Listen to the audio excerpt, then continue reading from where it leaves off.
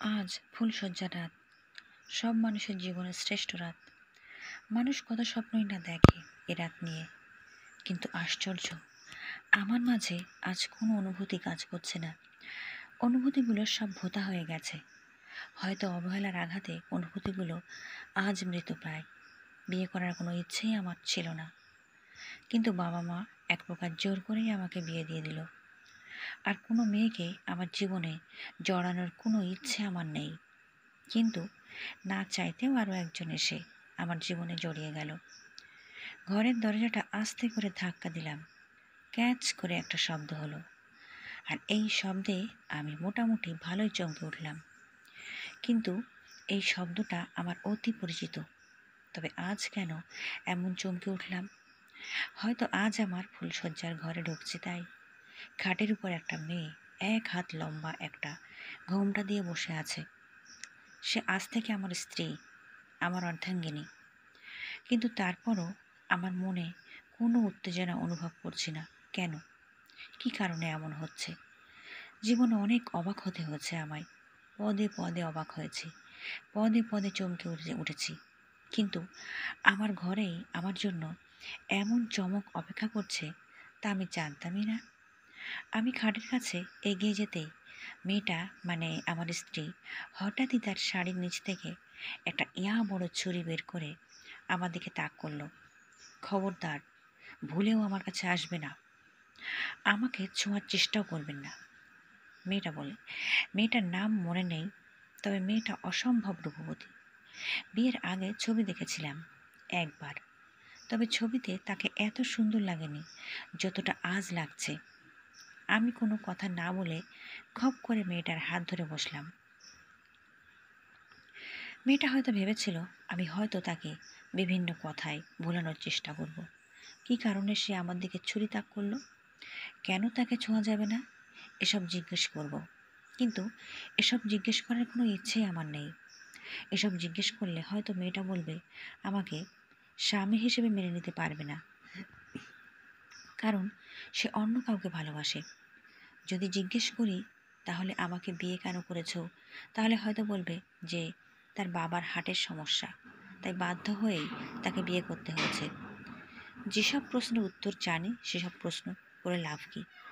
মেয়েটার হাত থেকে ছুরিটা নিয়ে জানালার বাইরে ফেলে দিলাম।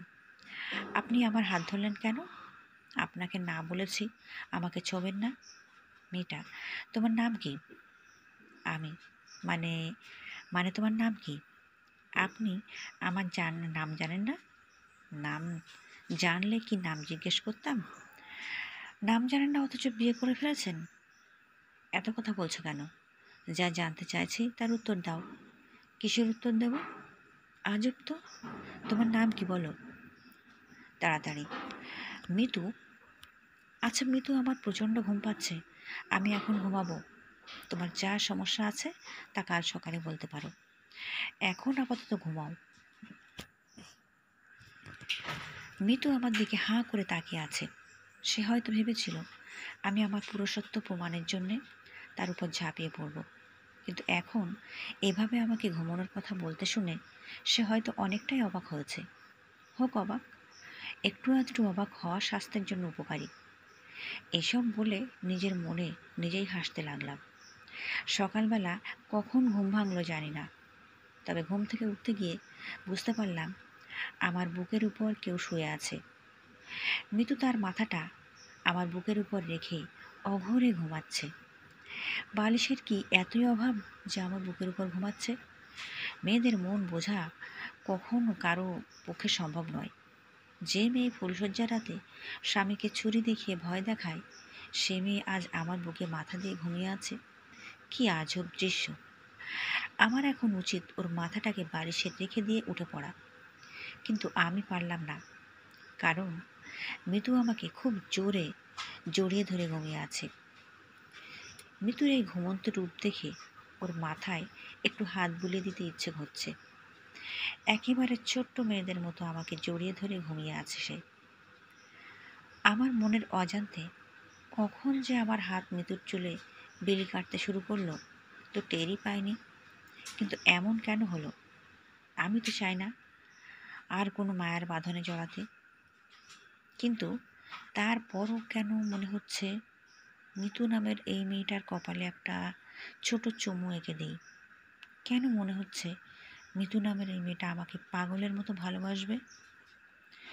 তার এভাবে জড়িয়ে ধরে ঘুমানো তাই প্রমাণ করছে। তাহলে কি আমার হারানো অনুভূতিগুলো আবারও ফিরে আসছে? যে অনুভূতিগুলো ফিরে পেতে কত রাত জেগে কাটিয়েছি, কিন্তু ফিরে আসেনি। তো শুধুমাত্র এক রাতেই মিতু তা আমাকে ফিরিয়ে দিয়েছে, তাও কোনো ঘনিষ্ঠতা ছাড়াই। আমি মিতুর চুলে আঁকিবুকি কাটছি, এমন সময় মিতুর ঘুম ভেঙে গেল।